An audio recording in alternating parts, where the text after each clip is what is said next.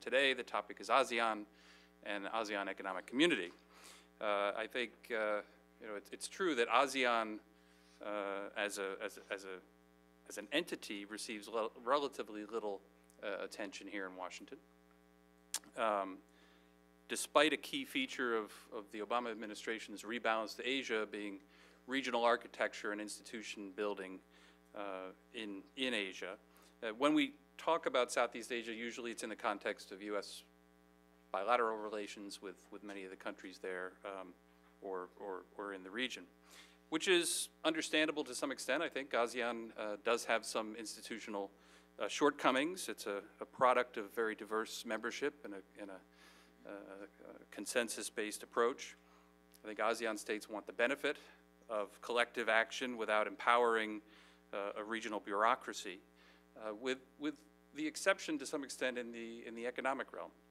And you could be hard-pressed to say that ASEAN is the cause of Southeast Asia's economic growth in recent years, but it certainly has contributed.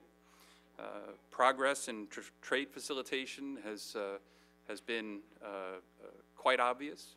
The World Bank estimates that trade costs in ASEAN have dropped by about 15% over the past decade, and trade costs are now comparable to those in NAFTA. Collective ASEAN GDP has almost quadrupled in the region since 2010. Trade volume has tripled in that period of time. And 2015 marks a milestone of sorts, as ASEAN made this the target year for realizing their ASEAN Economic Community, with the overall objective of transforming ASEAN into a region with a free movement of goods, services, investments, skilled labor, and freer flow of capital. And there are many components to this. So I thought it would be terrific to get a chance to have a real ASEAN expert, especially from a Japan vantage point, to come and talk to us about this, and there are none better than Fukunaga-san, who we brought all the way from Jakarta for this week. And we asked him to give us a progress report and look at the future.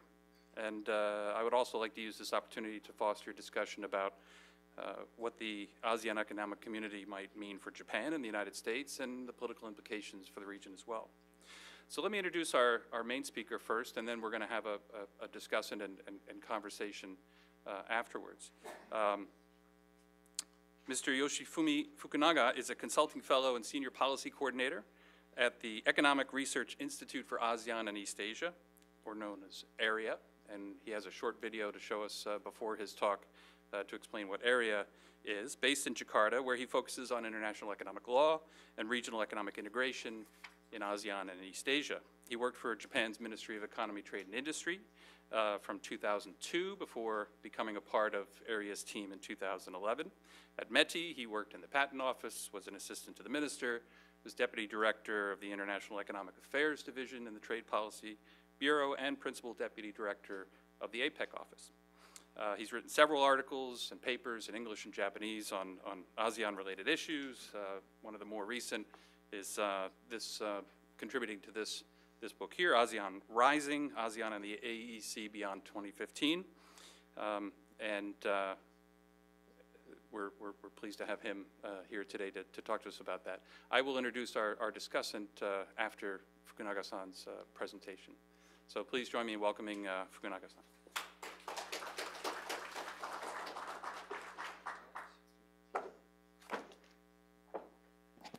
Good morning, ladies and gentlemen. Selamat pagi. Thank you very much for joining us today. And I'd like to, first of all, thank the Carnegie Endowment and Japanese Embassy for providing funds for inviting me to Washington, D.C. I'm very happy to have a chance to talk about what AREA is doing, what ASEAN is doing, and how we're looking at it from Japanese perspective, and have good conversation and discussion with the Washington, D.C. players. So before I start, my boss requested me to do a promotion of our institute by broadcasting a video. So can you start the video? It's too long, so we are starting. AREA was established on June 3, 2008. based on a formal agreement by the 16 heads of EAS countries during the 3rd East Asia Summit held in Singapore in 2007. AREA's research focuses on supporting ASEAN's role as driver of the deepening of economic integration in East Asia, contributing to the narrowing of development gaps in the region, and supporting and maintaining sustainability of economic and social well-being of people in the region. In the last 6 years, AREA has focused, among others, on research and policy recommendations contributing to the realization of the ASEAN Economic Community, or AEC, in 2015 and beyond. Analysis and mapping of ASEAN Plus One FTA, support to the negotiations of the Regional Comprehensive Economic Partnership, or RCEP, the Master Plan on ASEAN Connectivity, or MPAC, in support of ASEAN's infrastructure development. AREA cooperates with 16 research institutes and 16 energy research institutes from Southeast and East Asia countries, which provide country data and conduct country studies on aspects being looked at. In performing its duties, AREA engages in the following activities: provides policy recommendations to the leaders and ministers to stimulate economic growth, deepen regional integration, and strengthen partnership in ASEAN and East Asia, disseminates research findings, organizes seminars and symposia, and produces numerous publications, conducts capacity-building seminars and workshops to strengthen policy research capacities in Cambodia, Laos, Myanmar, and Vietnam. AREA also links up with other international organizations which have strong interest in ASEAN and East Asia, thereby enhancing AREA's role internationally and enabling it to be of greater service to the region's economic integration and development through the value-added gained from the perspectives of these entities. AREA, providing analytical support to economic integration and development in ASEAN and East Asia.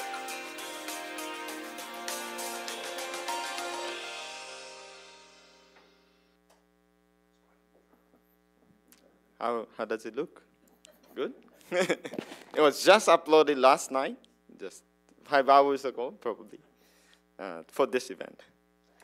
So let me start my presentation. So my topic is ASEAN Economic Community 2015 and beyond. This beyond has 2 meanings. One meaning is beyond 2015. So we are talking about 2015, what's happening this year, what has happened, but also we should be interested in what's happening next in 2020, 2025. The second meaning of the beyond is AEC, beyond AEC, I mean beyond ASEAN, because ASEAN Economic Community has implications to larger geography of East Asia and possibly to the United States and other countries in terms of the way forward of economic integration of region. So let me start. The first slide is about Japan's investment in ASEAN. Probably you'll be surprised to hear that Japan invests more in ASEAN than in China. It's in terms of flow as well as stock. JBIC, Japan Bank of International Cooperation, runs an annual survey to Japanese manufacturing company in Japan for their 3-year term investment destination. Where do you plan to invest? The first is now India. It used to be China for a long time. From 1992 to 2012, number 1 had always been China. In 2013, Indonesia became number 1.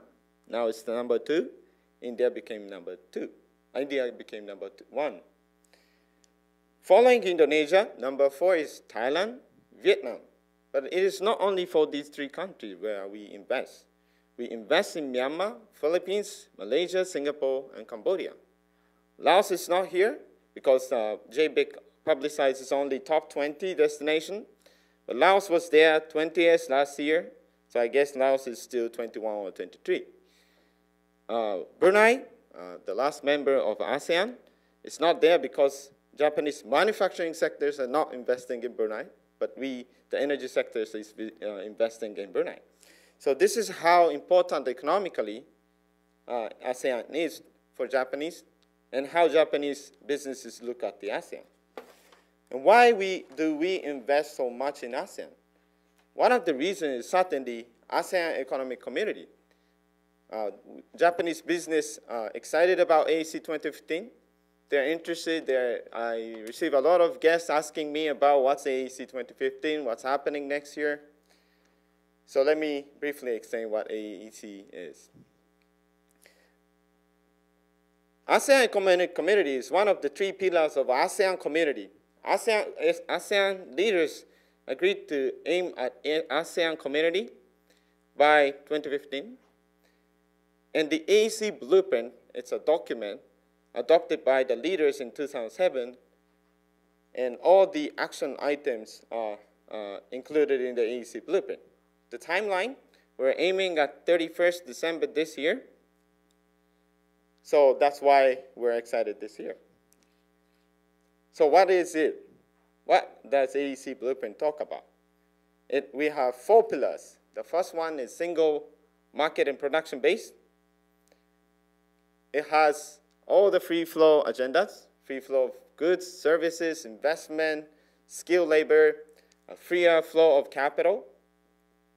The second component is competitive economic region. Here we talk about infrastructure and different types of regulations, including intellectual property rights, competition policy, consumer protection, taxation, and ASEAN. The third pillar is equitable economic development. We do care about the differences, gaps, development gaps among the countries and within the countries. The last one, interestingly, is called integration to the global economy. ASEAN Economic Community looks like integration of ASEAN for its inner group, the grouping of intra-ASEAN integration within the 10 countries. But the fourth pillar says we are also trying to be integrated with the other countries. So this is 2015. As I said, I often receive the question, what's happening this year?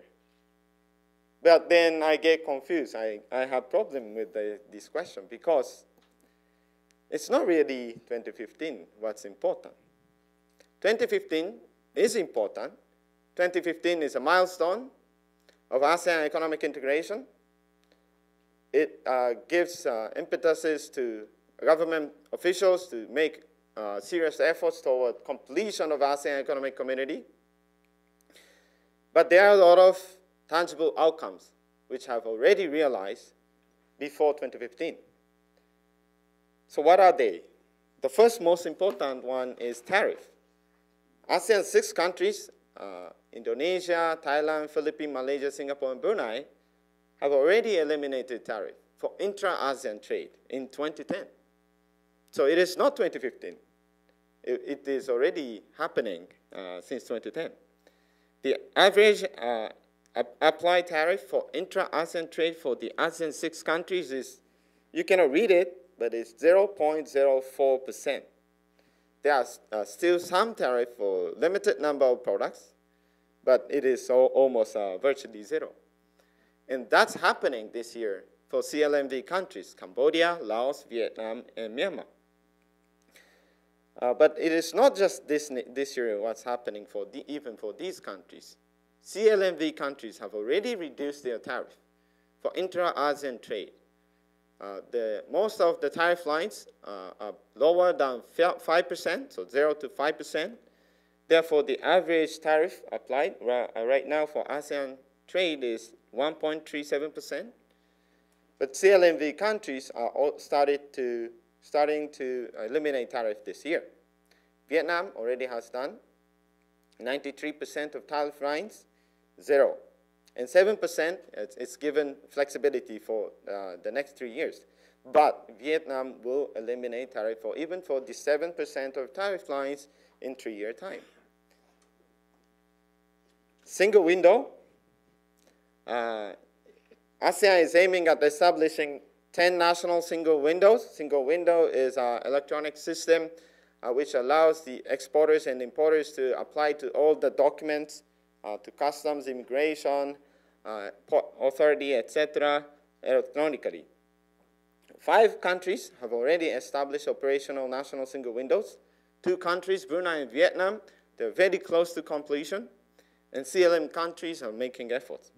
Japan, Japanese customs are helping those countries, especially in Vietnam and Myanmar. And the idea of ASEAN Economic Community is not just to make ASEAN countries to make their national efforts, but go beyond that by linking the 10 national single windows into so-called ASEAN single window. We already had a test run project thanks to USAID support. In 2012, we ran a ASEAN single window pilot project linking the 7 countries, but which allow exchange of only 2 documents. So right now, ASEAN countries, again, with the support from USAID, is making efforts to broaden the scope of documents exchangeable across the countries. And it has impacts, real impacts on the costs and time and predictability of ASEAN trade. In many countries, the number of days required for exporting and importing have dramatically reduced by 20% to 50%. In some countries, the number of documents required for export and import also dramatically reduced from 9 documents in Thailand to 5 documents in Thailand. It used to be 9, but now it's 5. Services liberalization. I don't have a good, beautiful table, so I go with the wording. In ASEAN, we adopt new package of services liberalization every another year. With the 7th package, we cover 65 sectors for all the countries' commitments. 8th package, 2012, it covers 80 sectors. By the way, in the WTO definition, we have 155 sectors altogether. And 9th package is really near completion. We're waiting for just 1 more country to sign the document. We will have 104 sectors covered in the services liberalization package. And in 2015, we're aiming at the 10th package where we cover 128 sectors. So why not 155? Because we have separate packages for financial integration and air transportation packages. So if we include these 2, actually the coverage of sectors is much broader than 128. In addition to that, ASEAN adopted an agreement called ASEAN Agreement on Movement of Natural Persons in 2012. 7 countries ratified. We're waiting for the 3 more countries to ratify it. But with that, this is basically more for services agreement with a very broad coverage of sectors. For example, Cambodia and Brunei are committed in 153 sectors out of 155, allowing intercorporate transferees and business visitors to move, more facilitated movement for those people. So those are the key deliverables which we already have. So the question of what's happening in 2015, as I said, it's not really 2015. We already have good outcomes, but in addition to that, we'll have more outcomes this year. As I said, the number 1 is tariff elimination for CLM countries, 93% of tariff lines. Regional self-certification system for rules of origin. ASEAN single window, as I said. Services, 9th package, and most likely a 9th package, and probably 10th package. So there will be deliverables like that. And I'll come back to the FTA of ASEAN with external partners later. Homeworks. I have told all the good story about ASEAN Economic Community, but there are homeworks. And these are not everything. We do have more, and I had good discussion with the US ABC ASEAN Business Council's people yesterday, so I feel like adding some more. But number one is non-tariff barriers. We don't have good records. ASEAN has aimed at eliminating non-tariff barriers, long time, almost 20 years now, but it's not moving very well. In standards and conformance, we have some ASEAN directives, ASEAN Cosmetic Directive, ASEAN Medical Device Directive. We have ASEAN MRAs on EEE products, etc. But naturally, because of limited capacity of ASEAN countries, the coverage is still very narrow. We have far larger number of products. Movement of people, we are starting, but not yet ratified, covering only services. It doesn't cover manufacturing, and it does not cover unskilled labor. Competition policy, we're aiming at introducing competition policy in all the 10 countries by 2015. We have 5 countries who have already introduced and implementing competition policies, but we are not talking about ASEAN competition policy. There's a big difference from European Union. And the more we integrate, the more competition across the countries. Thai companies investing in other Indonesia and Cambodia. And then probably, this is my guess, state aid issue should come in at some point. Taxation, it is a pillar of ASEAN Economic Community. We're not making a lot of progresses yet. So this is about AC 2015. The first element of beyond, you remember, it is beyond 2015. So what's next? This year is also important because this is the year when ASEAN will issue the next vision, AEC post-2015 vision. By the way, ASEAN Economic Community, as I said, is not just about economy. It had 3 pillars: political security, economic community, a social culture community, and this year, ASEAN leaders in November will probably have, most likely have, ASEAN communities. So 3 communities post-2015 vision. But my expertise is ASEAN Economic Community. So let me talk a little bit about AEC post-2015.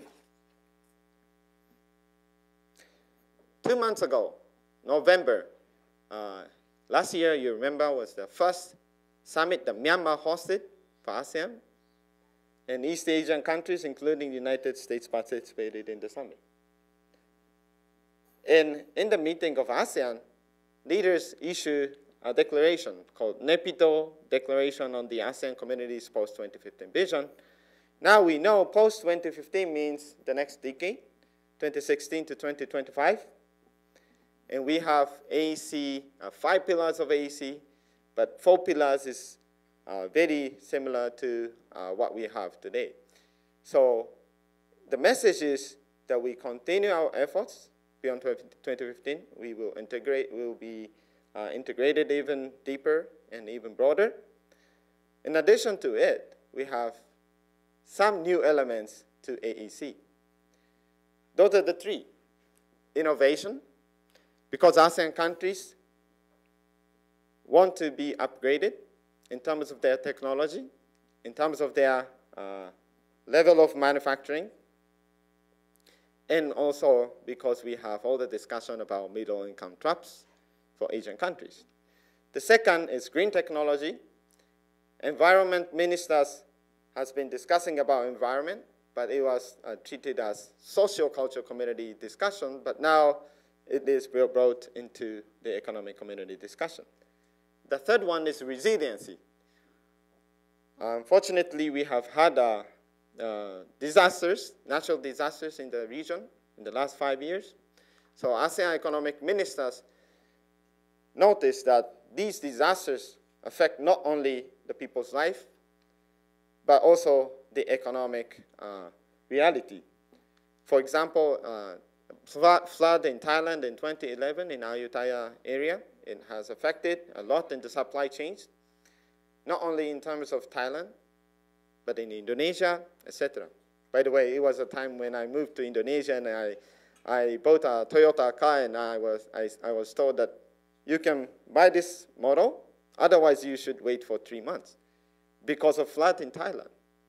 So we're all connected because of global supply chains. So we're talking about AEC post-2015. What matters, this is what the former ambassador of US to the ASEAN, Mr. Cardin, said.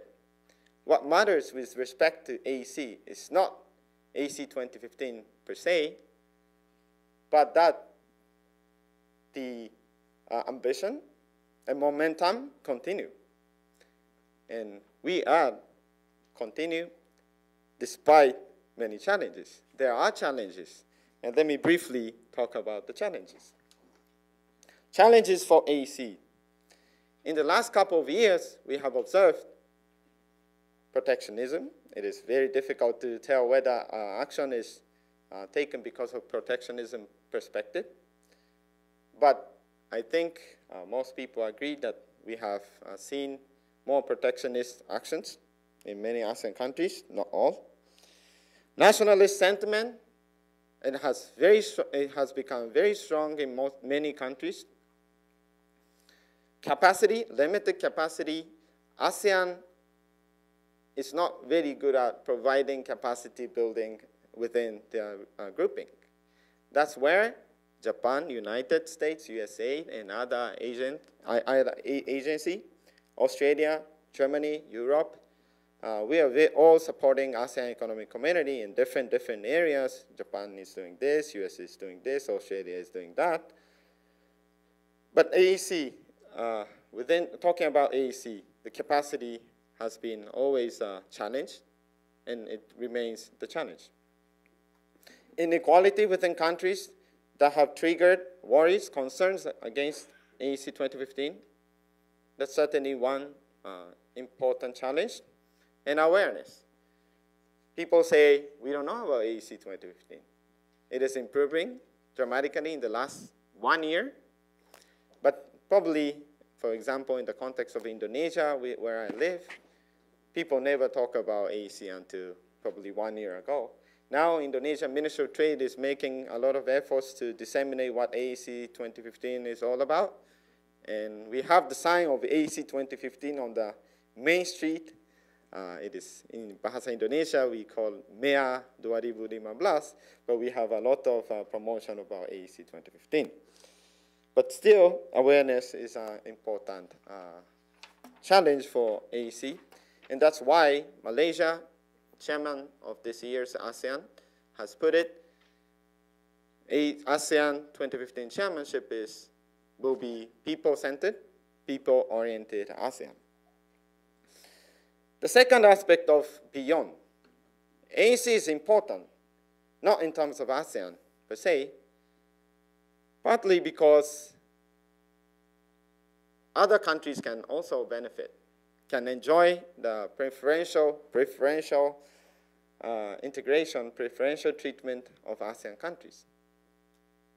Because, for example, to take just one example, Japanese companies, manufacturing companies, producing goods in ASEAN, they are ASEAN countries. The goods are ASEAN goods. For Japanese companies are benefiting from all the ASEAN economic integration. It is not just about trading goods. Japanese companies in ASEAN, they can also benefit from services liberalization and investment liberalization. How about companies outside of the region? ASEAN, as I said, the fourth pillar of ASEAN Economic Community is integration to the global economy. ASEAN knows that ASEAN needs to be integrated with other economies as well. Therefore, ASEAN has expanded AEC by signing ASEAN +1 FTAs with Japan, China, Korea, Australia, New Zealand, and India. Now, for this year, where ASEAN is aiming at combining all these +1 FTAs to form a new East Asian FTA called Regional Comprehensive Economic Partnership. So where's TPP? Because this is Washington, D.C., I feel like I should touch on TPP. Probably all of you know, 4 ASEAN countries are already participating in the negotiation of TPP. There have been good signs from some other countries, Philippines, Thailand, Indonesia not so much, but CLM countries, Cambodia, Laos, and Myanmar are not members to APEC, and they feel like they don't have the tickets to join the TPP. But certainly, trade officials, probably foreign affairs officials as well, they pay attention to what's happening to TPP. So TPP is giving impetuses for deeper integration. It's not just in terms of having those ASEAN countries join TPP, but it also gives pressure, good pressure, for ASEAN.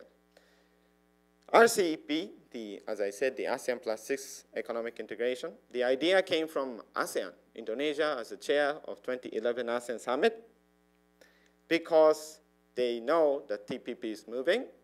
Without having something that ASEAN is driving, ASEAN will lose influences in the regional economic architecture discussion. And also, it will probably give impetuses to ASEAN's ASEAN intergrouping integration, because people pay attention to TPP, and potentially foreign direct investment will be attracted to TPP countries, Vietnam, Malaysia, and Japan, probably, but not to all the ASEAN countries.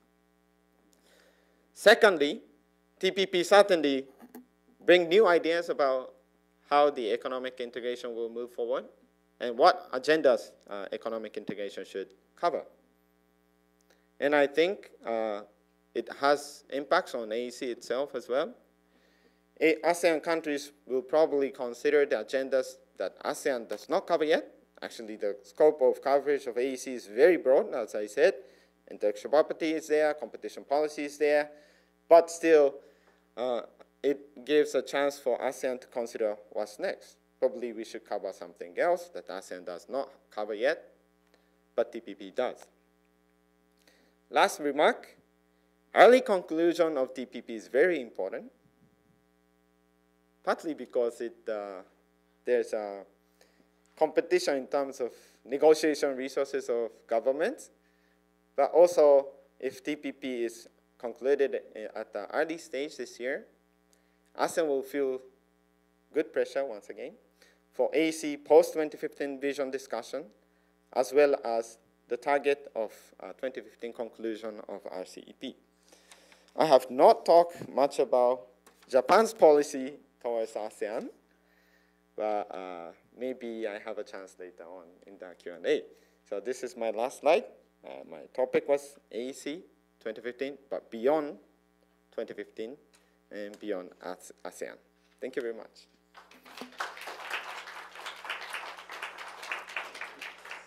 Thank you very much. I think we'll have Jim speak from up here. Thank you very much, Fukunaga-san. We'll have you back up here in just a second as we move to our group discussion or our little talk show format. But before we do that, we have another member of our panel. When we start talking about get down into the weeds of Southeast Asia and economic conditions, it gets out of my realm of regional security and U.S.-Japan relations. So I need help to further flesh out and explore this topic. And very pleased to have Jim Wallar here today from Nathan Associates, who's going to help us and add a little more texture and a U.S. perspective as well.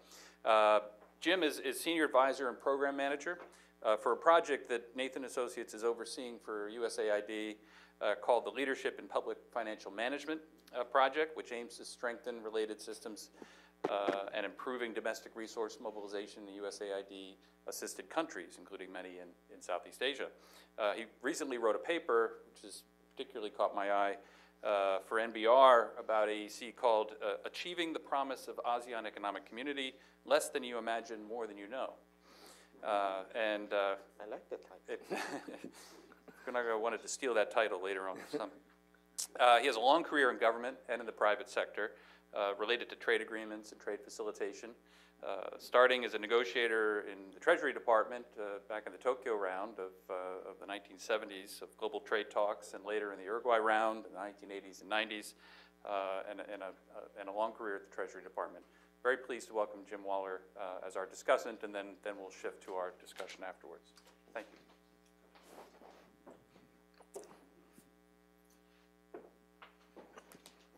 Thank you very much, Jim, for those kind remarks, and I want to thank Carnegie Institute and the Embassy of Japan for this event today, and the particularly excellent remarks of Fukunaga-san, the living expert, I think, on ASEAN Economic Community. And in this town that is so focused on TPP, I really do commend Carnegie in trying to reach out and give some more depth and information about the ASEAN Economic Community, because as the presentation shows, there's quite a bit happening on the ASEAN Economic Community front. Indeed, in all the three communities being built to create an ASEAN community, the political security, socio-cultural, as well as the economic community. I think one feature of ASEAN that very rarely comes through is just the relationships and the number of committees that meet and discuss issues. Sometimes they come up with action plans. Sometimes they actually agree on substantive agreements that have real impact. But relationships in these meetings, I think, are critically important to build the communities that ASEAN is doing. And I think they've made considerable progress. So as a discussion here today, I'll limit my remarks to 4 observations. Sort of tracking the presentation, looking at things that are happening now and looking at things on the horizon, and then I'll conclude with an observation with respect to the role of Japan and ASEAN in U.S. relations, something that's a little bit beyond my comfort zone, but in the context of this engagement, I thought I'd take a shot. Anyway, first of all, I would agree that the foundations for an ASEAN economic community are firmly in place.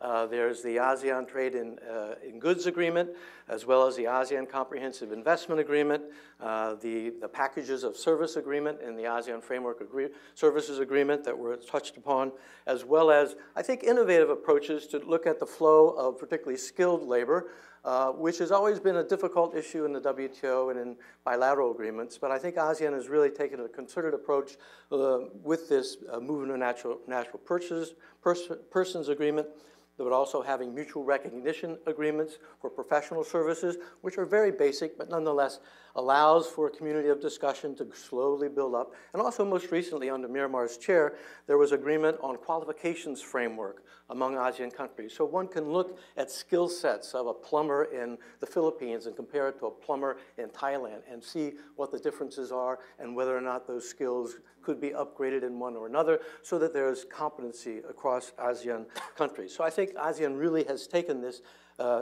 much to heart. The deliverables for 2015, I think, are highly useful. They are not, I think, slam dunks. They're not that easy to do.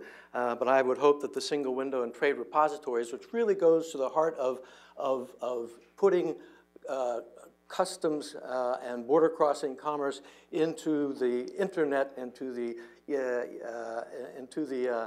e-sphere, I think is really important because it does help trade facilitation and reduces the number of hands that get involved in crossing border formalities. So I think the foundations for an AEC are there, but much work remains to be done.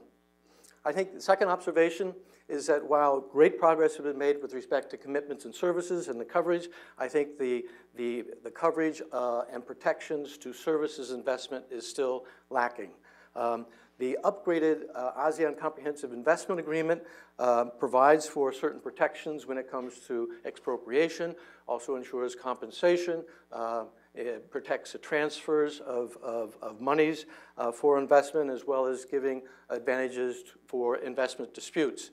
Those protections apply only to manufacturing, mining, quarrying, and fisheries. They do not apply to services. This is a divide between the Investment Committee and the Services Committee, and both respecting each other's turf. So the Services Committee still follows the WTO GATS model of scheduling commitments, which is not comprehensive, as opposed to the comprehensive coverage and protections that are given to manufacturing. And I would hope that gap could be closed, particularly in the upgraded services agreement that was referred to that is possibly a deliverable for this year. And that's very important because ASEAN has been attracting foreign direct investment quite well. Last year was yet another record high, $122 billion in foreign direct investment coming in. About half of that was services investment. So this is very important to give those protections to services. Third observation is, now we're talking about ASEAN 2025, and I hope this does not take an excuse for what's not been done in 2015, because 2015, the agenda continues, homework continues, as was pointed out. But in my view, ASEAN 2025 should be ambitious. Green technology and innovation are very nice, but they don't really grab the imagination. And I think that one of the areas that could grab the imagination is for ASEAN to have a vision of having a customs union. I think, as was mentioned, the ASEAN single window is composed of 10 national single windows.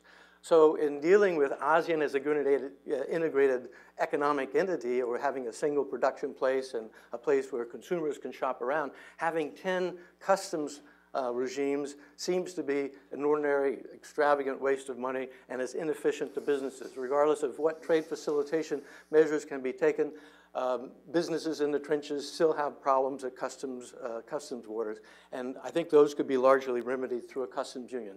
I know there's been great resistance, a lot of issues here, but I think that ASEAN should raise its game and have customs union as a target.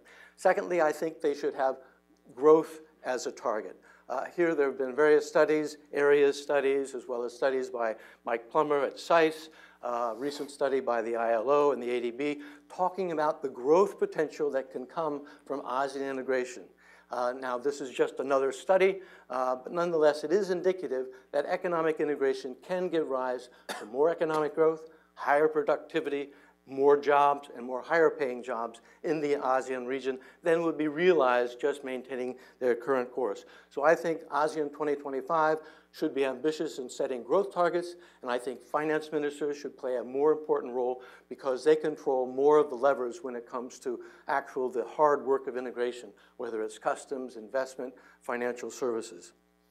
And my fourth observation then is looking at the Japan involvement in ASEAN. And here I think that from my perspective, Japan and the United States share broadly the same strategic goals. They want ASEAN to be a peaceful location and to be a prosperous location as well. And those have been clear from the outset of the U.S. enhanced partnership that Jack Andre was instrumental in setting up, but also I think from the Japanese side. But as much as the United States is involved with ASEAN, I think Japan is much more deeply involved with ASEAN. And there's an opportunity right now for Japan to show its continued leadership in the region. I think the AEC, the kernel of the AEC started with, of course, the free trade agreement on goods, and it spread to service investment, all this nice stuff. But central to that beginning was Japanese firms, or were Japanese firms, operating in the region, particularly at that time in the 70s and 80s in Malaysia and Singapore, with their so-called production networks, or they called them turntable operations, and now it's called supply chain. But the point is that Japanese firms use the region for production of inputs into finished products that were shipped out of the region. Japan is the largest direct investor in the region in the last 2 years, as was pointed out in most of the ASEAN countries. So it is integrally involved in the economic life of ASEAN. Secondly, Japan has been supporting the ASEAN connectivity agenda, particularly on infrastructure connectivity. I think Japan was very supportive of a study that AREA did entitled the Comprehensive Asia Development Plan that was submitted to the East Asia Summit in 2010. This is a plan that has 695, you can count them, they're all in the plan, 695 identified investment projects with numbers next to each, and according to the most recent update on AREA's website, half of these projects now are either operational or in the construction phase. And these projects aim to build and expand the economic corridors in ASEAN, whether they're north or south or east or west, ranging from Chennai in India through the Mekong region all the way to Ho Chi Minh City. And the idea is to support the supply chains, to support the fragmentation of industry that has been so crucial in creating more efficiencies for industries operating in the region. And at the same time, of course, help economic development and closing the development gap. And finally, I would say that Japan's leadership was shown through RCEP. As was pointed out, Fukunaga-san noted that RCEP really is driven by ASEAN at this stage. But the initial concept of a regional comprehensive economic partnership was a Japanese idea before TPP was thought of. And you could say a rose is a rose by any other name. So even though RCEP today may not be the same mechanically that Japan had in mind, it certainly is same strategically because it encompasses the ASEAN countries plus the 6 countries, New Zealand, Australia, Korea, Japan, China, and India, that Japan wanted to be part of this comprehensive economic partnership when they first conceptualized the idea. And now it's off and running in a very technical way as somewhat of a complement to TPP. But here, Japan playing an active role in TPP negotiations. The negotiations are here this week. They were in New York yesterday, but they're in Washington here today. But since Japan is involved in the TPP, since Japan is heavily involved, of course, in APEC and the formulation of the free trade area of the Asia-Pacific, and is obviously in the RCEP negotiations, Japan can have a leadership role, or could take a leadership role in increasing and upping the ambition of RCEP. So it really is truly a pathway toward creating a free trade area of the Asia-Pacific. So with that, I'll conclude my 4 observations and look forward to the discussion. Thank you for your kind attention. That's great. Thanks, Jim. So let's come up here. Move around a little bit. And I think our mics will be turned on. Fukunaga-san, let me put you in the middle here. Jim on the end. So are we okay with microphones? Great. Well, thank you, Jim and Fukunaga-san. You've given us a great overview of this whole topic. And before I open it up to the broader audience for questions, there's a couple of questions I have and like to foster a little discussion about this. First, though, before I begin, Fukunaga-san, do you have any thoughts or responses or comments after hearing Jim? What about this idea of a customs union and some of that? How would those ideas be received or debated in the region? Thank you very much. Thank you very much, Mr. Wallar, for good comments. And I certainly at some point want to steal your title of less than you imagine, more than you know, for discussion of AEC. The intention of my visit and talk in Washington, D.C. is to attract more attention of Washington, D.C. players on ASEAN Economic Community and ASEAN community more broadly. And also to have new ideas about where ASEAN Economic Community post-2015 should go. As I said, this year's deliverable, most important deliverable will be ASEAN Community's post-2015 vision. But currently, the idea sort of, there are only limited number of ideas. And we're not having big dreams yet.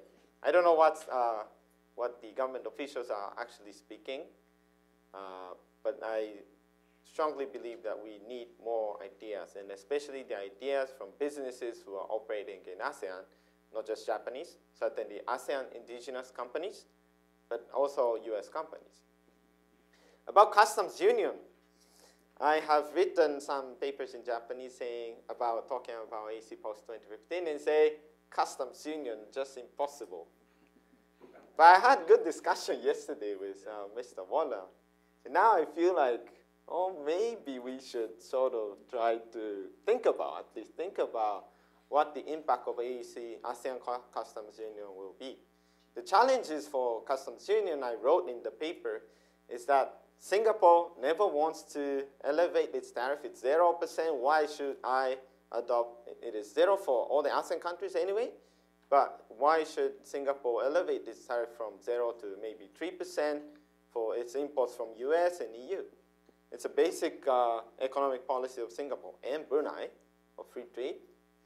Another challenge is the revenue, the tariff revenue, the share of tariff revenue in the national total government revenue for Cambodia and Laos, where tariff revenue dominates some 20%. So how do we deal with it? But probably that's a good idea. I feel like I should consider it more seriously. And it is something like that. We want more ideas, more challenging ideas, and give impetuses to ASEAN economic officials to think about maybe we can do it. Because we're not talking about 2015, we're not talking about 2016, but we're talking about 2025. We have 10 years. We can be more creative. About the, another point that I wanted to make is, I touched on TPP and I said TPP is good. But also, one very important question to Washington, D.C. people is, so what's next? What's next in the people in Asia policy? We are doing TPP. Hopefully we will have it done this year. So what's next? And in considering what's next question, we should pay attention to what ASEAN is doing and the homeworks of AEC and the discussion of post-2015. That's my points. And Japan's leadership in ASEAN and ASEAN-centered forums, ideas, I really appreciate that we are trying hard to have good ideas and make those happen. Well, thank you. If I think about how Japan and the United States coordinate, collaborate, or try to have some kind of positive impact in the region, I think one important question is how that influence or shaping or support or whatever form it takes, guidance, leadership, how that is received in Southeast Asia, and who are the key stakeholders. I imagine depends on who you talk to. If you're talking to certain large ASEAN businesses that are investing cross borders, they have certain interests that align with maybe some of the US and Japanese companies operating there. But you have other political forces, you have other communities that may be not as excited about AEC. So I guess one question I have is what's your perception of the situation on the ground now as ASEAN is entering this year? Do they want greater integration? Do they want to build stronger institutions? Or does it all depend on who you talk to, and how does that shape? Or is there actually almost concern, or you talked a little bit about the nationalism piece and the protectionism piece that was evident, and perhaps to some extent that's overlapping, or there's a cause-effect there. So I wonder what some of your perceptions are about the desire for further integration and US and Japanese support or encouragement or leadership in that regard. Thank you very much. Starting from what's on the ground in terms of this year's momentum for AEC integration and towards 2025. I talked to ASEAN Economic Community process people, which are trade officials. They're very serious about AEC, and they're very serious about AEC post-2015, but they have challenges in handling their other players in their countries. A line agency, a ministry of other ministries, and SMEs, they are concerned about AEC, or by saying that in Indonesia, saying, in this year we will face zero tariff. Hold on, that happened 5 years ago. Why are you suddenly started talking about zero tariff this year? It doesn't make sense, but because they don't know what is AEC, they are so worried, and that's why Indonesian Ministry of Trade is making efforts to disseminate AEC. But people who are, so it depends on who we are talking to. Of course, SME are worried, but Ministry of Trade are very serious about it. And in addition to it, I think importantly, there are emerging ASEAN companies. For example, Air Asia is certainly one of it, and CIMB Bank in Malaysia. They run their corporates as ASEAN companies, ASEAN Bank. Now everyone can fly for Air Asia, but they have ASEAN perspective. They also have Malaysian perspective in market, how to make their benefits in other ASEAN markets, but they also have this regional perspective. So how the region should look like and how can ASEAN prosper more. So I think it is very important to talk to these people, although these are a small number of players and still not very influential yet. But over time, they are becoming, and they will become more and more important. And also needs to bring in the stakeholders of other countries, as I said, US businesses, Japanese businesses, talking to these ASEAN companies and shape their ideas and table to government officials what they think, how they can reshape into the doable actions. In terms of US-Japan cooperation in ASEAN Forum, as everyone knows, in 2011, US started to participate in the East Asia Summit. It takes place once a year, October or November, somewhere in ASEAN countries. Last year was Naypyidaw, Myanmar. Before was Bandar Seri Begawan, Brunei. So US already has started to participate in this forum and being vocal. But my impression is that US has focused so much on security agendas. And partly because of the meaning of 2011. 2011 was US chairmanship of APEC.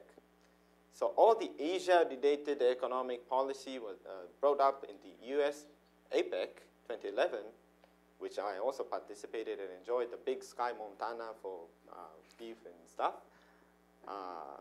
But because of 2011 consideration, it is something, it looks to me, the US is taking APEC as economic forum, EAS as security forum.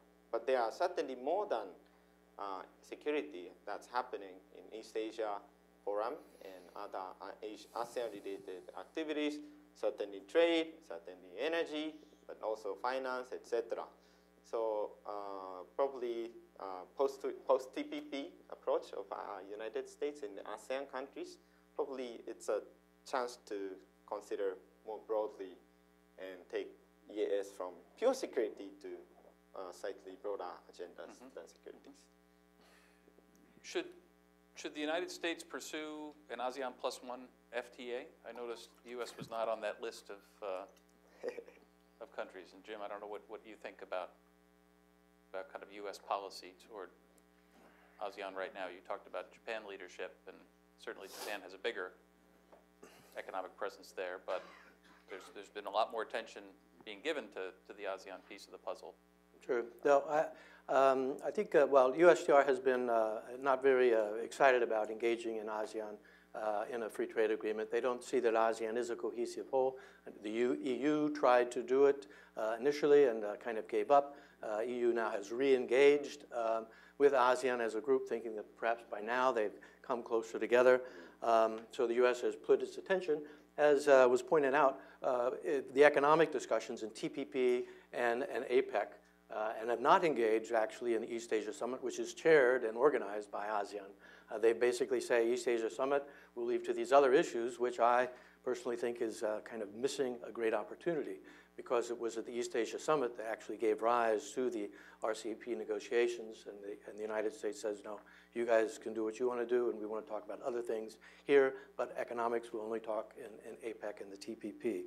But the United States and USTR is actively engaged with ASEAN, and has been for some time, not on a free trade path, but certainly on trade facilitation issues, and also increasingly in investment issues and services issues. They agreed about a year and a half ago also on enhanced economic partnership, sort of an on-ramp to the TPP, so those ASEAN countries not engaged in TPP could actually get some further assistance in bringing themselves up to a TPP level eventually. So the United States, I think, is trying to engage, but I think not in a concerted way, but just sort of looking at the fringes. That having been said, you asked the initial question about receptivity to technical assistance where their capacity may be weak, and I think there's tremendous receptivity in the region to U.S. and other donors' technical assistance because they really are an outward-looking region.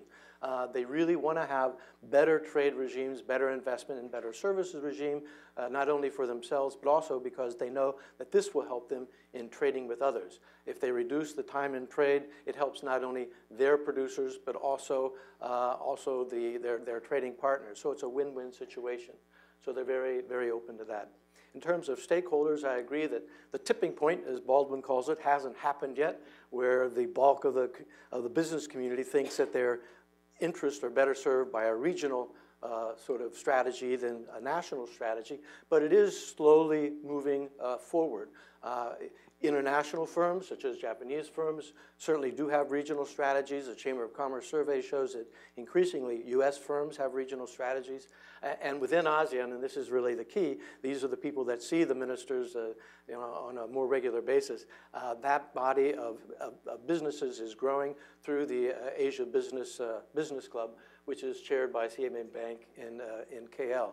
And I hope that that group grows more robust in making the case that we are better and the pie is bigger having a regional market than it is by having these separate individual markets. And to tiptoe again outside of my economic sphere of comfort into defense, having heard a speech by Amy Seawright, a Deputy Assistant Secretary over in the Defense Department, she is very enthusiastic about ASEAN. They really have been engaging in the ASEAN Defense Ministers meeting and the Plus meetings. No other place on the planet can they bring together not only the ASEAN +6, but also North Korea and Russia under the same tent. So there, in terms of confidence building, I think there's a great interest on the part of the U.S. Defense community for engaging ASEAN.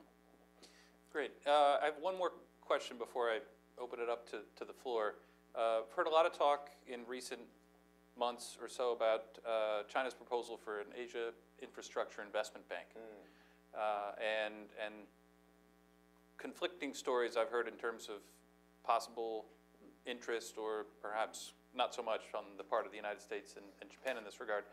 What do you think the United States and Japan, well, first of all, how valuable would an AIIB be in the region? Is that something that would be welcome? The more money, the merrier, or what hesitation might you have about it?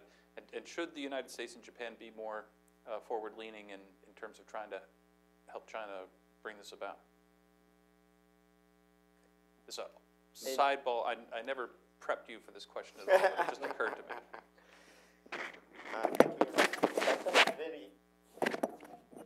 It's a very important question. In ASEAN countries, there are concerns about AIIB to some extent, but in general, they welcome. All the ASEAN countries are except for Indonesia, are the regional members in October. In November, Indonesia joined, so all the 10 countries are already in the AIIB group. They, including Indonesia, they face the needs for more investment in infrastructure. So whoever invests, whatever principle it will probably have, they appreciate it. And that's a reality in Asia. So we, both Japan and US, should consider the impacts. And business and there are hesitance to some extent, and hesitance comes from, to some extent, business mindset, business consideration, as well as strategic consideration, whether it is good to rely heavily on one country or one institute in terms of infrastructure development. So there are concerns. And another concern probably you don't probably hear in Washington, D.C. is concerns about ASEAN centrality. As I said, this ASEAN +1 FTAs, AEC, from ASEAN's perspective, it is something that ASEAN is driving. ASEAN is driving the substances. ASEAN is having some sort of control on the agenda. But AIIB is certainly China's initiative, probably headquartered in Beijing or Shanghai, and leadership comes from China. And that, for that, ASEAN had some concerns. Why, can the location of headquarters or some branch be in Singapore or Jakarta? I've heard that some countries have already tabled that ideas to Beijing. That's it? Good? Yeah, no, that helps. Jim, do you have a thought on that? I think that, first of all, the need for investment infrastructure has been well documented in Asia and Southeast Asia. And ADB, I forget the number, but it was somewhere in the 300 billion range over the next 10, 15 years. ASEAN itself needs about 60 billion. Part of the ASEAN master plan for connectivity that focuses on infrastructure rules and people-to-people connectivity. On the infrastructure side, I think the demand there is something like $60 billion. They have identified a series of high-priority projects. Some of those are taken up in the Comprehensive Asia Development Plan that AREA produced. Others, particularly the rail link from Singapore up to Kunming in China, figures in the ASEAN Connectivity Plan, and I see that the ties in Laos, maybe they're getting some financing from the AIIB, have said that yes, they're in now to finance that major project, which will have, I think, implications for the region. So that the need for infrastructure is there. There is also a coincidence with the ASEAN agenda for connectivity, as well as I think the new APEC agenda for connectivity, which we'll see later this year. So it's clearly a need. And that need has not been filled by existing multilateral development banks. And having been a former Treasury official and having made this case, why do we need a European Bank for Reconstruction and Development? We have an International Bank for Reconstruction. Why do we need another one in London? I mean, London's an expensive city. Anyway, that bank exists now, and the United States is a member of that institution. I think the United States, and now I'm not a government official, so I think the United States is missing something here by being so standoffish with respect to the Chinese effort. I mean, the Chinese have made a case that they want this bank to be professionally managed, to have a board separate from the management, to have the management accountable, to make investments where there's a good rate of return, as well as reflecting policies in the region for greater connectivity. And if the United States wants to play, they could be inside the tent helping to build those rules and making sure it operates as at least advertised at this stage. But if it gets up and running and the United States isn't in there, it'd be much harder to influence it than otherwise. So I think the United States should think again about joining that institution. Thank you. Let me open it up to the floor. We have microphones that'll come to you, and when you get it, if you can just let us know who you are and then ask your question. Let me start here, and then we'll.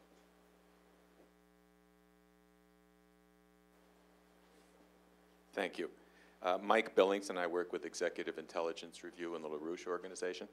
I want to continue that discussion. I think that's the most important, and your suggestion that we talk about Japan's role.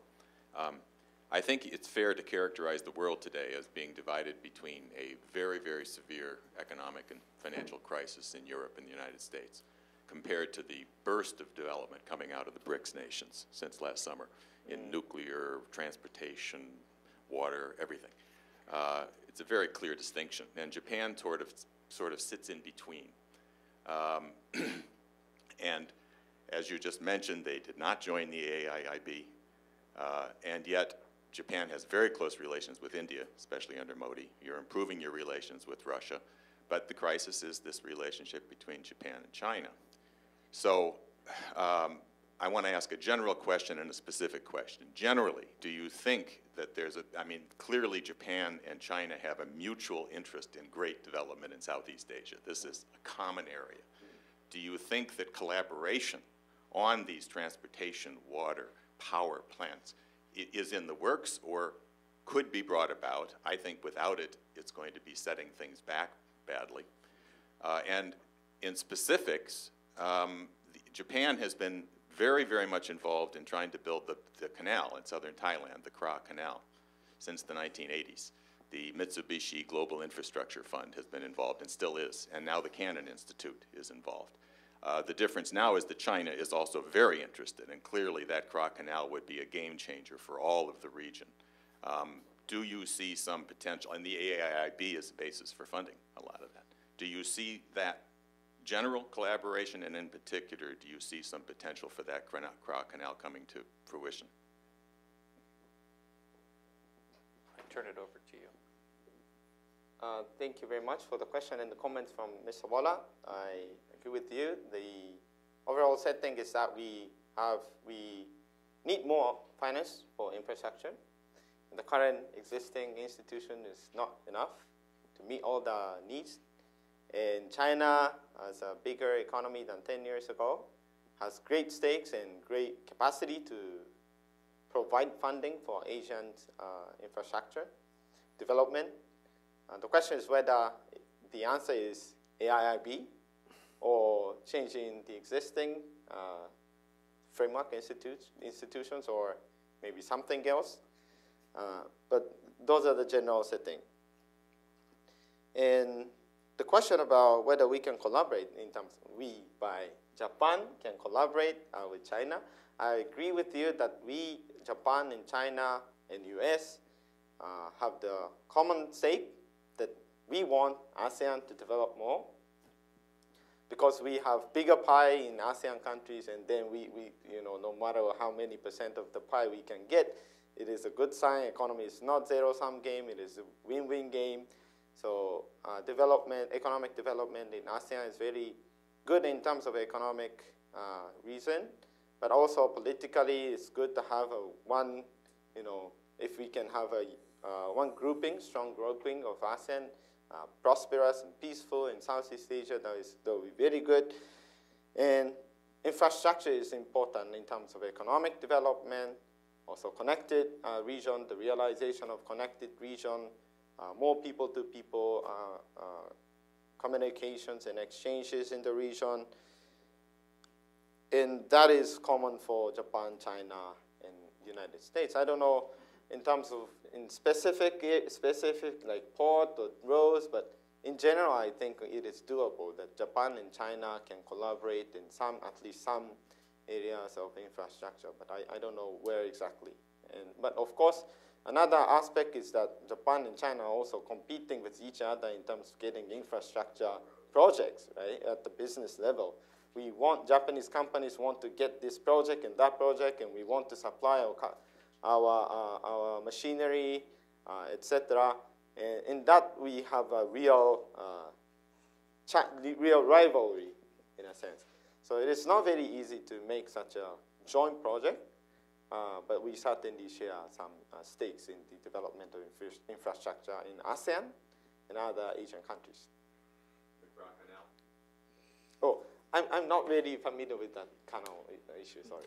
Well, when you start talking about specific projects, I think that underscores the importance of governance in this, in the institutions that may finance and facilitate them, because inevitably each specific project is incredibly complex, has all kinds of local, political, environmental, social impacts, how decisions are made, and potential, regional strategic implications as well. So I guess I'm on the fence on the U.S. position on AIIB right now, which is part of the reason I asked the question. I think clearly we want to see more clarity and some improvements in terms of the way the governance of that institution looks now. The question is, do you have a better chance for influencing that outcome standing on the outside and holding out the prospect of your participation, or getting inside and working from within? I actually kind of think a tag team, maybe Japan gets in and we stay outside and we work together or something like that, but we'll see. I had another question here. Oh, thank you. Well, wonderful presentation. I'm Andre Sobajo, and I'm the Director for Vietnam, Southeast Asia, and Washington, D.C. for the Interstate Traveler Company in Michigan. Now, my question is based on, well, a couple things, on Fukunaga-san's emphasis on the importance of TPP, and also the great question he asked about it that needs to be answered by some of the participants, and that is, what's next? If we do TPP, what's next? And of course, your comments. So I think my question is this. It seems that with so much at stake in so many countries, I was in a meeting not too long ago in Hanoi, the Vietnamese want this, oh, they want it so badly. And the Obama administration wants it. But ironically, one of his problems is bringing his own base along. People like Senator Warren oppose it and all this. And then in Japan, it seems like, and I'm asking, it's a question, isn't Japan's continued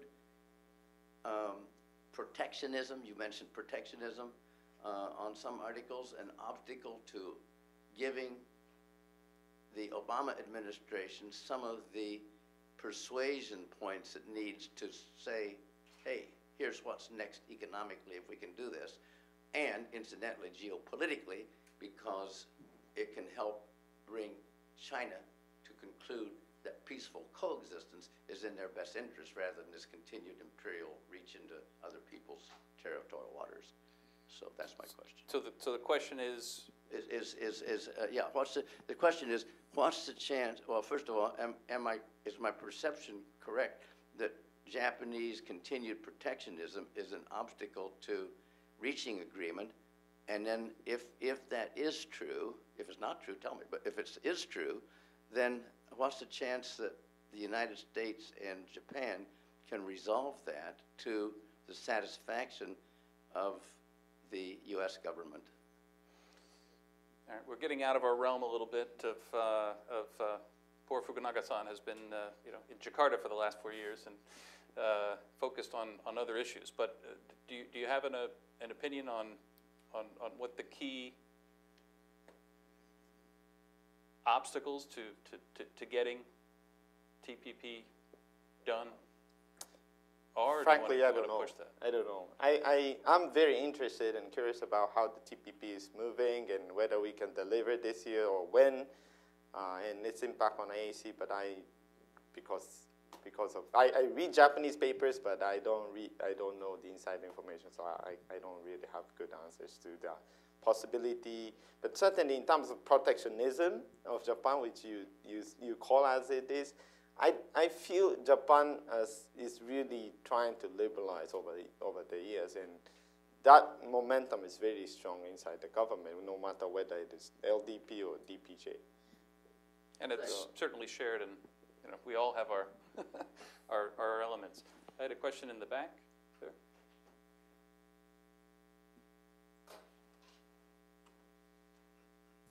Good morning. My name is Davlin Agunyas. I work for a think tank focusing on Migration Policy Institute. So my question is obviously related to migration. You mentioned in your slide one of the items under the homework for after 2016 is the movement of people.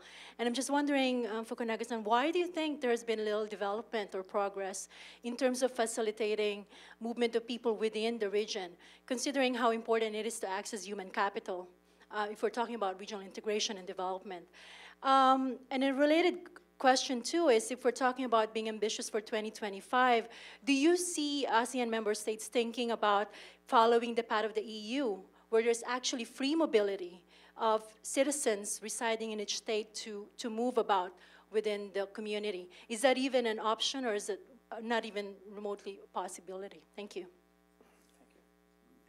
Do you have some thoughts first, and then we'll... In the AEC program, we talk only about skilled labor, where we have some progresses, some good progresses, but it is not the end of the story. We should continue to make efforts. Another problem is, another aspect of this discussion is we do not cover unskilled labor in the ASEAN Economic Community. In 2007, the ASEAN leaders adopted the declaration about the immigrant workers, protection of immigrant workers' rights, but it is not, so far, that's it. We haven't moved ahead after 2007. And the reality, though, is we actually have a lot of movement of people, whether it is under the ASEAN framework, or bilateral framework, or sub-regional framework. The question is whether we can further facilitate it. For example, there are a lot of bilateral combination of agreements to facilitate the movement of people between, for example, Thailand and Cambodia, Thailand and Myanmar, etc. So we do have bilateral settings to facilitate those. The question is, what is the value added of this regional initiative in addition to bilateral initiative, and what we really want? But in general, in terms of why we're not really moving forward is, in terms of unskilled labor, there are countries, sending countries and receiving countries, and sending countries are interested in stronger protection of immigrant workers. The receiving countries are not very happy with just giving protection. But what happened last year in terms of Thai, after the Thai coup d'etat, was that there was a rumor that Cambodian illegal immigrants in Thailand will be arrested and sent back to Cambodia. And then they just went back because of the rumor. They were so worried, and some 300,000 people went back to Cambodia. And then Thai companies face a lot of challenges. We cannot produce what we used to produce last year. So now Cambodia and Thailand are making efforts to legalize those workers. So now the receiving countries face the needs. They really need immigrant workers from other countries. So there is a chance that agenda is moving forward, but I don't think ASEAN is talking about Schengen agreement, but we can be more innovative, as in the customs union proposal by Mr. Wallar. Well, I think that on the migration side, Fukunaga-san is correct. In 2007, at the Cebu Summit, they agreed on this code of principles for the protection of rights and privileges of migrant workers. And they started negotiations, but negotiations kind of have run down. Now, Myanmar, in its chairmanship, because it does have these bilateral arrangements with migrant workers that they were refreshing and improving, particularly with Thailand, said that they would try to push this through during their chairmanship. That is an actual instrument to implement the code itself. So you have principles that political leaders agreed to, and then they said, okay, now we need an implementing instrument, and that was in 2007. Those negotiations, though, I think have been somewhat refreshed. The ILO study that came out in August made another big push because migrant labor is increasing. Issues are obvious from time to time in the press. And I would hope that Malaysia, which is one of the really principal players in the negotiation during its chairmanship, could show its leadership by saying, okay, we are bigger than ourselves, we are ASEAN, so we will then push this code through and have signature of the code. It was mentioned again by the leadership, by the heads of state, as something they'd like to see. Of course, they've been saying that for 7 years, so the 8th year might be the charm. But I think it is extremely important to give more security for the lower skilled, unskilled laborers to be able to move around ASEAN, much as the attention is being given to skilled laborers. With respect to people and people exchange, this is something that is happening, and there's quite a robust activity. It's not concerted, so one can't point to this one place where you get a bunch of information, but in the social, cultural pillar of ASEAN, you have education leaders that look at secondary education. You have the ASEAN University Network that have exchange. There's a new youth program that's housed in Malaysia, which is kind of like a Peace Corps in ASEAN, where youth groups in any ASEAN country can make proposals for grants and get funding and move around. There is a lot of interchange about ASEAN, and there is a growing sense of an ASEAN-ness that is, as I say, still at a low level, but it is increasing because, from my experiences living in Charter, there's quite a bit of enthusiasm to identify oneself with the region, which young people seem to take to. That's great.